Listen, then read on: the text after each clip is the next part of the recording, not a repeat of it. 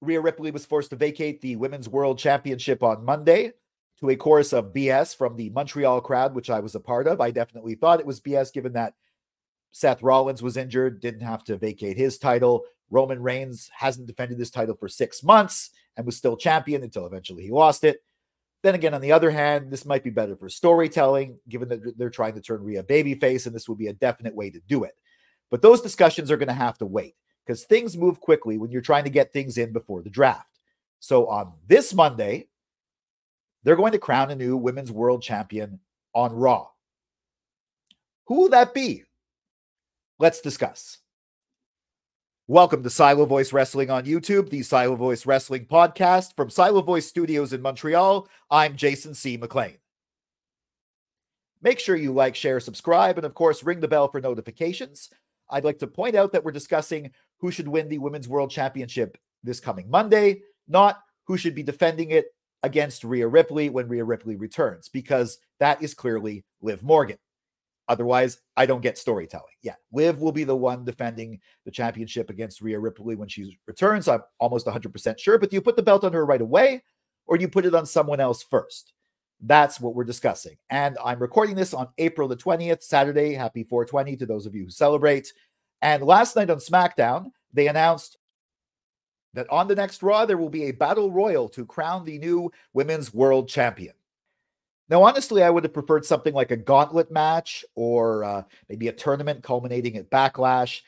A battle royal that's not the Royal Rumble seems a little small to crown something as important as the Women's World Champion, especially seeing as Rhea Ripley has been such a dominant champion with that title, held it for over a year. She's also one of the most over people in the entire industry. Regardless, though, they probably want to displace as little of the next Raw as possible for this, considering this was not pre-planned. This is a total pivot. So battle royal, fine. They announced some of the participants. Xia Li, supposed to be there, but she announced that she quit. Apparently she's been released. Interestingly enough, I'd seen her perform at Main Event, recorded before Raw last Monday, and that aired after SmackDown after she had been released. Makes no sense releasing her, but I don't think she's going to be there. Okay, so let's see. Maxine Dupree, Ivy Nile, Candice LeRae, Indy Hartwell, all of them. No, not at this time. It's good to include them, but they're not in this conversation, nowhere close to it. Kaden Carter and Katana Chance, I think maybe they're going to spend a little too much time at the club. And not kidding. Anyways, I don't think they're in that league yet. Piper Niven and Chelsea Green. I love them both, especially Chelsea, but Chelsea was recently squashed by Jade Cargill a couple of times. I love for them to win, but I don't think they're going to win. So let's focus now. Also, Natalya, she's great, but I think her time has passed. I don't think she's going to be back in that conversation. Also, if this was a shoot battle royal, Shayna Baszler and Zoe Stark, especially Shayna, should definitely be in the conversation to win. However, storyline-wise at this point, neither of them are. So let's go to the people who I think might win. And let's start with Liv Morgan. It's clear that Rhea versus Liv is going to be Rhea as the babyface, Liv as the heel. Now, Rhea as the babyface is pretty easy to do. She's going to be away for a while. She was already really over. People already wanted to cheer for her when she wasn't with Dom, what have you. But Liv, though, has a lot of loyal fans. And yes, she has a sort of a off the handle kind of presentation. She can be a bit wild. She can be very aggressive. But she's still popular. She still gets cheers. She didn't get cheers in Montreal, but Montreal audiences were a little bit different. And if she wins the title right away, how do you make sure she's the heel by the time that Rhea comes back? Well, she's been the runner-up in 2 consecutive Royal Rumbles, and she was the runner-up at the Elimination Chamber. So if she wins this time, but at the very end does something nefarious, maybe screwing over another babyface or something to that effect, she wins the title as a heel. And we can kind of put her on the Drew McIntyre streak, where she's justified in what she's saying, but what she does is definitely kind of heelish and sort of like a tweener heading down the heel route. Also, and now this is not something I'm claiming is an original idea. I got this from Billy Ray, aka Bubba Ray Dudley, on the Busted Open podcast. It's a very interesting idea. Liv wins the title, essentially takes that from Rhea, and then she goes on to take away everything else that she holds dear. Like she seduces Dominic Mysterio, she takes control of Judgment Day, she takes everything away from her, and Rhea comes back to a massive pop to win it all back. Or, well, actually, that also means Rhea's not going to be with Dom when she comes back, so she doesn't want to win that back, but she wins the championship back, and she's an over babyface. That's a very interesting idea, and if they're planning to go that route, the smart idea is to put the title on Liv right away at the Battle Royal. But of course, she's not the only potential winner. It could go to Becky Lynch.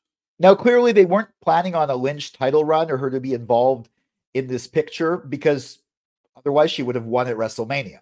They were expecting Rhea to continue on with the belt. Still, though, she definitely put on a good show at WrestleMania despite having, I think, strep throat or high fever. Anything, she put on a great show. She's a true company woman. She's somebody who could definitely keep that title relevant. The only problem with Becky winning the title is that people might turn on her. And she might not be the babyface champion everyone was expecting. And I think they want to keep Becky a babyface at this time. I done a video a while back about how maybe she might be turning heel, but I don't think so. I mean, she could win the title and turn heel, but then wouldn't that make Liv Morgan the babyface when she beats her to ultimately face Rhea? Anyways, I think the man would be a good stopgap champion, but I don't think she's going to win it in the Battle Royal. And then there's Nia Jax. If this was a shoot Battle Royal, Nia Jax would win. Storyline-wise, though, this would be an interesting choice. Because she did have a match with Rhea. She wasn't able to beat Rhea. She was able to beat Becky. I think she was able to beat Liv, or maybe that was a disqualification. I can't really remember. Anyways, she's definitely dominant. And her as a dominant heel champion for a while could be very interesting. The problem is then, either you ignore the whole Liv Morgan revenge tour, you really make her like a Drew McIntyre where she doesn't win the championship, and she has to eventually fight Rhea for it. That would be, I think, interesting, but not very good. Or you have her lose it to Liv Morgan before Rhea comes back.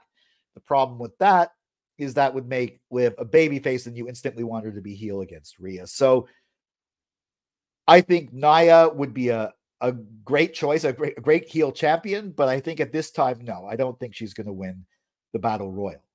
There is another person, though, who's actually not officially listed as an entrant as far as I can see, who I think might be an interesting winner. That would be Raquel Rodriguez. If she did show up last minute, maybe replacing Xia Li, and won it, that would give us a really interesting situation because she's Liv Morgan's friend. And maybe ultimately, before Rhea returns, Liv Morgan turns on her and basically cheats or is very aggressive and steals the championship from her friend, cementing her heel turn. If Raquel shows up, I'm going to say I think she's winning, but at this point, she's not scheduled to appear. So I don't think we're going to go that way. Which brings us back to the obvious answer, Liv Morgan. If you give her the championship right away, you can draft her to the appropriate brand that Rhea's going to return to. You could also maybe give her a match at Backlash where she wins by cheating. Who knows?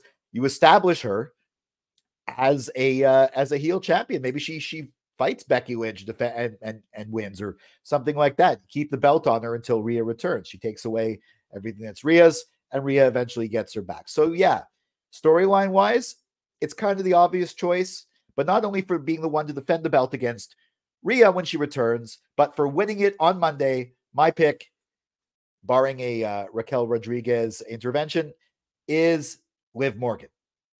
Do you agree with me? Are you thinking something different? Let me know in the comments. Follow at Silo Wrestling on X, at SVS Reviews on Instagram and Facebook, and me at Jason C. McLean on X and Instagram. And I will catch you next time for Silo Voice Studios in Montreal. I'm Jason C. McLean.